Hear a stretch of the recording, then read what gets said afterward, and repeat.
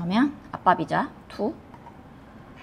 아빠 비자가 사실 지금 9월 13일이니까 8월에 한참 얘기가 나왔던 건 조호바루는 이미 아빠 비자가 시작했다고 이제 KL도 이제 넘어간다고 하고 페낭도 시작할 거다 막 이랬었거든요. 그때 맨 처음에 나왔었을 때는 이민국에서 지금도 그렇지만 아직 뭔가 완벽하게 정돈이 된 게 없는 것 같아요. 그래서 지금 리젝이 한번 싹 됐어요. 왜 리젝이 됐냐면 이민국에서 그때 당시 맨 처음에 아빠 비자 얘기를 할 때는 똑같아요. 엄마 가디언 비자랑 똑같은 서류를 준비하는 거였어요. 말레이시아에서 그 잔고 증명만 있으면 되는 걸로 해가지고 그렇게 해서 이미 한번 싹 들어간 학교가 싹 다 리젝 돼가지고 리젝이 되고 난 다음에 새로운 룰이 하나 더 추가가 됐어요. 지금 새로운 서류가 추가가 됐는데 아빠 서류가 뭐가 추가가 됐냐면 만약에 너가 회사를 다니고 있다면 회사 레터를 받아와라. 네가 비즈니스를 하고 있다면 비즈니스에 대한 오너십을 할 수 있는 뭔가 서류를 갖고 와라. 뭐 쉐어라든지 스톡이라든지 이런 주식에 관련된 것도 가능하다고 돼 있고. 그냥 워킹 비자가 똑같은 거 아니에요? 그거랑 또 다른 거예요? 달라요. 그러니까 그 워킹 비자를 받는 거는 그 회사에서 서류를 해가지고 내가 너를 쓸 거니까 직장을 잡아주는 거에 대한 워킹 비자인 거잖아요. 그거는 이제 회사 서류가 들어가잖아요. 워킹 비자는 회사 서류가 들어가는데 이거는 이미 내가 확실한 인컴이 있다, 수입이 있다. 말레이시아에 와서 일을 안 한다는 전제란 말이에요. 이 아빠 비자는 가디언이니까. 그러니까 너의 주 수입원이 뭔지를 증명하는 서류를 갖고 오는데 회사에 고용이 돼 있으면 어떻게 아빠가 여기를 와서 있어요. 회사에 고용이 되지 않았거나 했었을 때는 이제 뭐 여러 가지 제가 갖고 있는 리스트에서는 5가지 정도의 케이스를 이민국에서 이런 케이스라면 와봐라, 서류를 갖고 와봐라 라고 나와 있는데 너무 웃긴 건 이런 5가지 케이스, 아빠가 주 수입을 할 수 있는 여러 가지 케이스가 있을 거니까 이 5가지 케이스 중에 어떤 서류를 갖고 오라는 건 써 있지 않아요. 사실 쓰기도 애매할 것 같아. 모든 사람이 같은 케이스일 수가 없잖아요. 예를 들면 회사는 쉬워. 오히려 회사는 쉬운데 내가 월세를 받고 있을 수도 있고 주식 투자를 전문적으로 하는 아빠일 수도 있고 그렇기 때문에 여기를 올 수 있는 거잖아요. 매일 출퇴근을 하지 않는데 주수입원을 갖고 있는 아빠가 올 수 있는 거잖아요. 그러니까 그거를 증명을 하라는 건데 또 이 증명을 전부 다 한국어라면 한국어에서 영어로 번역을 하고 그거를 대사관에서 공증을 받아와야 돼요. 대사관에서 어떻게 공증을 어떤 식으로 받아오라는 건지 정말 나라마다 또 그 대사관에서 그런 공증을 안 해준다고 하는 대사관들이 있단 말이에요. 그러면 이제 또 자기 나라 본국에 있는 말레이시아 대사관에서 공증을 받아야 돼요. 그러면 그리고 만약에 예를 들어 월세를 내가 받는 사람이야. 그러면 그 월세 계약서가 있어야 되겠죠. 우선 그냥 상식적으로 생각했을 때 계약서랑 그 월세가 계속 들어오고 있다는 거에 대한 증빙을 하려면 은행 기록을 해야 될 거 아니에요. 그러면 그거를 다 번역해서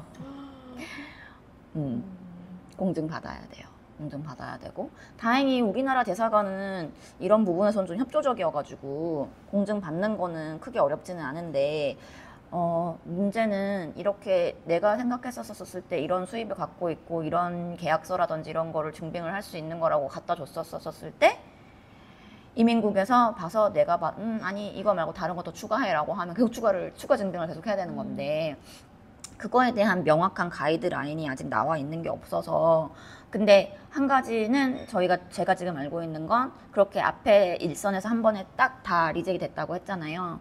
그 리젝이 되고 난 다음에 지금 이렇게 추가 서류 너의 수입이 뭔지를 증명할 수 있는 추가 서류를 갖고 와라고 이제 이민국에서 나와서 어느 정도 분들이 신청이 이걸로 들어간 걸 알고 있어요. 그래서 지금 그분들이 진짜로 이제 아빠 비자가 나오면 어느 정도 이런 서류를 하면 할 수 있구나라는 게 좀 명확해지겠죠. 그게 아마 이번 주 다음 주 지금 벌써 금요일이니까 다음 주 또 여기 휴일이잖아요. 그러면 또 시간이 걸리니 아마 다음 주 다다음 주쯤에는 어느 정도 가이드라인이 조금 더 명확하게 알 수 있지 않을까 싶어요. 우선은 어쨌든 아빠 비자를 주는 건 이민국에서 오케이를 해서 하지 않은 거라고 처음부터 약간 얘기를 듣고 있었어가지고 얘네가 더 까탈스럽게 구는 부분도 분명히 있는 것 같긴 하지만 어쨌든 희망은 있다. 근데 너무 웃긴 건 수입을 증명하라는 얘기가 처음에 없었거든요. 그러니까 이렇게 맨 처음에는 그런 수입원 증명이 없이 그냥 가이드가 나온 것처럼 해서 다 집어넣는데 아니야, 이렇게는 안 되고 너네 수입을 증명할 수 있는 서류를 추가로 가지고 오면 그때 다시 한번 신청해, 이렇게 돼 있는 상태예요. 그럼 말레이시아 통장 증명대로 해야 되고 그렇죠. 수입원대로 해야 되고. 그렇죠. 어느 정도, 그래서 이 아빠 비자 하는 거를 갑자기 하게 되니까 엄마 비자, 엄마 가디언 비자까지도 잔고증명 금액이 많이 올라갔잖아요. 원래 금액보다 갑자기 그냥 확 뛰게 올려서 무조건 지금 맞는 길 이상 아, 고정된 거예요? 고정됐어요. 엄마도 맞는 길 이상, 아빠도 맞는 길 이상. 그럼 예를 들어 엄마 아빠가 둘 다 있으면 이제 이만린 길이 항상 고정으로 있는 상태에서 그 이상의 돈을 가지고 움직여야지만 잔고증명이 평잔이 맞는 길 이상이 나올 거 아니에요. 그럼 아빠는 계좌가 말레이시아 없는데 어떻게 만들어야 돼요? 오셔서 만드셔야죠. 이게 주마다 달라요. 주마다 다르고 그리고 은행마다 달라요. 근데 그나마 페낭은 좀 더 수월하게 만들 수 있는 방법들이 있어가지고 엄마도 똑같아요. 엄마도 은행, 근데 원래는 그게 없으면 자기 나라에 있는 은행에 잔고 증명을 띄는 거예요. 근데 그렇게 하면 아까 아빠 수입원 하는 거랑 똑같아요. 전부 다 번역해가지고 공증 받아서 넘겨야 돼요. 그러면 아빠 비자를 신청할 때 애가 하나 있어도 근데 엄마 비자가 나왔어요. 근데 또 얘를 그렇게 할 수 있어요? 맨 처음에 소문에는 애가 2명이어야 된다. 맨 처음에 가이드가 우선 8월에 안 나왔었기 때문에 더 그렇긴 하는데 어쨌든 지금 나와 있는 가이드로는 아이가 하나여도 아빠랑 엄마랑 둘 다 내주겠다가 가이드고 그걸 갑자기 갖고 오라고 하기 시작했어요. 원래는 없었는데 집계약서, 말레이시아 집계약서. 원래는 말레이시아에 있는 집계약서를 갖고 오라는 게 조항이 없었거든요. 그랬는데 갑자기 또 생겼어. 근데 이제 그것도 사실 애매한 게 이름을 그럼 바꿔야 되거든요. 엄마들 이름으로 다들 지금 아마 계약서 쓰고 계실 거예요. 그렇죠. 거기에 아빠 이름을 공동 명의로 넣으면 계약서가 바뀌어서 스탬핑비를 한 번 더 내야 되는 상황이 되는 셈이 된 것 같고. 아빠 이름이 들어가 있는 계약서야만 하는 거예요? 그거에 대한 가이드가 정확하게 없어가지고. 근데 아빠 비자를 하려면 무조건 계약서를 갖고 오라고. 어차피 순서가 학생 비자가 먼저 나와야 되거든요. 학생 비자가 먼저 나오고 난 다음에 가디언 비자가 나오기 때문에 학생 비자가 나오는 기간에는 어쨌든 애가 학교를 다니고 여기서 지내려면 집을 계약을 했을 거 아니에요.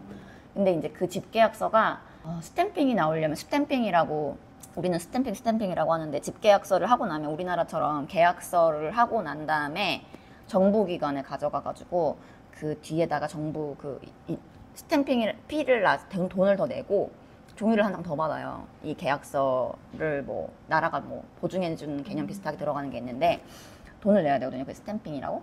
그게 월세가 얼마인지에 따라서 비율이 다 달라져요. 내는 것도 그렇게 큰 돈은 아닌데 어쨌든 그것까지 완벽하게 받은 계약서가 나오려면 시간이 좀 걸리니까 애가 입학하고 난 다음에 빨리빨리 움직이셔서 계약서를 받아야 아빠 비자를 할 때 그 계약서가 무조건 있어야 된다고. 엄마 비자랑 달라지는 거는 2가지인 거예요. 엄마 비자를 낼 때의 조건 플러스 수입원 증명, 아빠 수입원 증명, 그리고 집계약서. 이렇게 2가지가 지금 추가된 상황이에요. 근데 더 추가가 뭐가 계속 할지 모르겠어요. 애가 한 명인데 2개 다 나오는 건 확실한 거죠? 엄마 아빠 다 나오는 거? 페낭은 나오는 게 확실해요. 페낭은? 그것도 주마다 다를 수 있다. 주마다 다를 수 있을 것 같아요. 왜냐면 맨 처음에 소문이 2명 이상이면 해주겠다고 했던 소문 자체가 나왔던 주가 그렇게 하고 시작했기 때문에 그렇게 나왔었을 거거든요. 근데 어쨌든 페낭도 처음에 그렇게 한다는 식으로 얘기를 들었는데 나중에 다시 이제 이민국이랑 확인했을 때는 아니야, 그냥 1명이어도 둘 다 내줄 거야 라고 됐고, 그리고 1명이어도 둘 다 내줄 거야 썼을 때 아빠 비자 서류가 이렇게까지가 아니었는데 지금 2가지가 더 추가가 된 거죠. 걱정스러운 건 사실 리뉴얼 할 때예요. 1년에 한 번씩 리뉴얼을 하는데 아빠 비자 리뉴얼이 왜 좀 걱정이 되냐면 분명히 가이드를 또 바꿀 것 같아서 리뉴얼 할 때 예를 들면 실제로 아빠가 얼마나 거주를 말레이시아에서 했는지를 본다든지, 우리가 예상하는 건. 근데 그거에 대한 가이드가 지금 나와 있는 게 없잖아요. 예를 들면 적어도 뭐 200일 이상은 있어야 된다든지 왜냐 뭐 예를 들면 MMTH 같은 경우는 이번에 새로 나오는 룰에서 몇 일 이상은 말레이시아에서 거주를 해야 된다는 식의 지금 룰이 나오고 있거든요. 원래 없었잖아요, MMTH. 계속 룰이 바뀌니까. 근데 그거를 미리 알려주면 사실 대비를 하면서 어쨌든 지낼 수가 있는데 거주 기간이 분명히 나중에 리뉴얼할 때 문제 될 것 같다고 왜 예상을 하냐면 그렇지 않고서는 아빠 비자는 약간 문제가 많이 될 수밖에 없잖아요. 상황 자체가. 아빠가 정말 여기서 있으면서 일을 하는지 안 하는지에 대한 게 제일 이민국에서는 첫 번째 마음에 걸려하는 상황이고 그리고 비자를 받을 거면 여기 진짜로 네가 그러면 제대로 체류를 하면서 적어도 예를 들어 돈을 좀 쓰라는 거 아니에요. 잔액 증명을 보는 것도 그런 이유. 거래 내역서를 뽑는단 말이에요. 진짜요? 거래 내역서를 뽑아요. 아, 잔액만 보는 게 아니라. 근데 그게 또 오피서마다 달라. 그 프로세싱하는 오피서마다 다르고 그리고 지금 페낭은 헤드가 바뀌었거든요. 이민국 그 비자하는 헤드가 바뀌었는데 헤드가 바뀌면서 마침 이번 주에 있었던 일이에요. 헤드가 바뀌면서 예를 들면 여태까지는 공증 서류에 가족관계증명서를 한국인은 원래 이민국의 지침은 출생증명서를 갖고 와라예요. 근데 우리나라는 출생증명서가 없어요. 그렇죠. 나라에서 내주는 것 중에.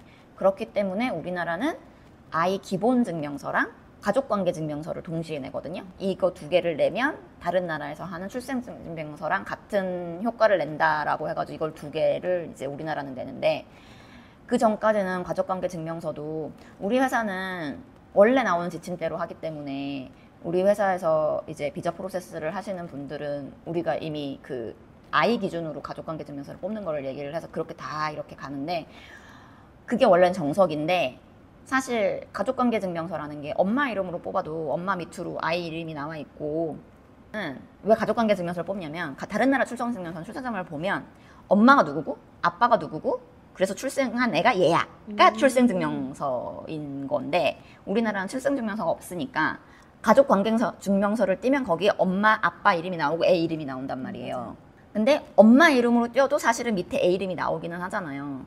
근데 사실은 애 이름으로 띄는 게 맞지. 그렇죠. 애 이름에 아빠 엄마가 밑으로 이렇게 내려가야 되니까 얘의 형제가 누군지는 중요하지 않잖아. 그러니까 그런 식으로 띄어야 되는데 이게 반대로 돼도 어쨌든 이름이 다 맞고 그러면 여태까지는 통과가 됐거든요.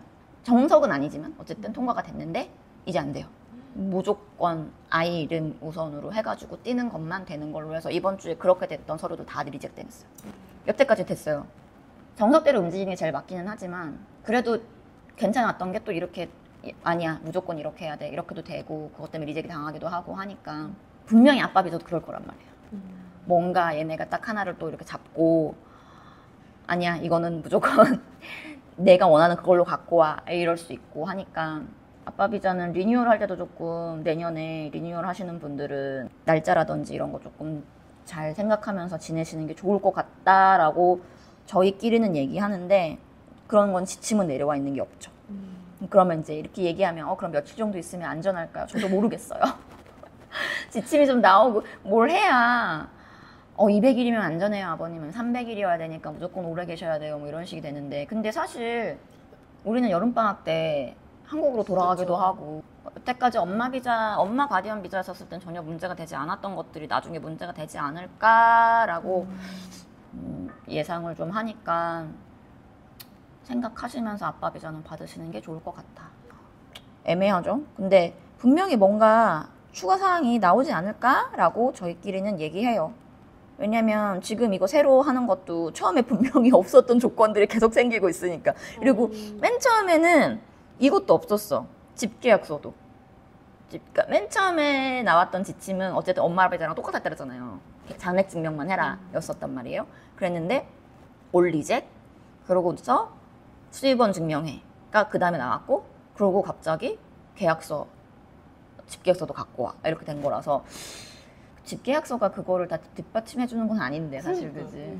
근데 어쨌든 집계약서를 갖고 오라고 아빠 비자를 받을 거면 집계약서를 갖고 오라고 지침은 내려왔고 조금 더 정확한 리스트가 나오지 않고 만약에 이대로 지금 어쨌든 어플라이를 한 아빠들이 있거든요. 현재 아직 결과가 정확하게 나오지 않아서 그러니까 비자가 나오면 이제 저걸로 되는구나. 이제 그러면은 이제 아빠들이 조금 더 마음 편하게 비자 내실 수 있죠. 엄청 많이 신청하나 봐요. 아빠 비자. 아니요. 지금 제가 알기로는 페낭에 있는 학교들 집어넣는 거는 아직 20건은 안 돼 있는 걸로 들었어요. 이제 서로 정보를 주고 받으니까 저 학교가 지금 몇 명 신청해. 그래서 리젝 당한 걸 안 거거든. 저 학교가 몇 명 신청했는데 리젝 당했대. 그러고 난 다음에 서류가 이게 추가가 됐대. 이제 서로. 안에서 내부에서 얘기를 하니까. 그래서 리젝 당한 것도 안 거고, 지금 몇 명, 저 학교는 몇 명, 저 학교는 몇 명 신청했대라고까지는 정보를 들었는데, 정확하게 몇 개가 나왔고 어떤 서류를 넣어서 나왔고를 아주 정확하게 못 들어가지고, 그게 좀 나오고 나면 마지막 편을 찍을 수 있지 않을까? 드디어 나왔어요, 여러분. 아빠 비자가.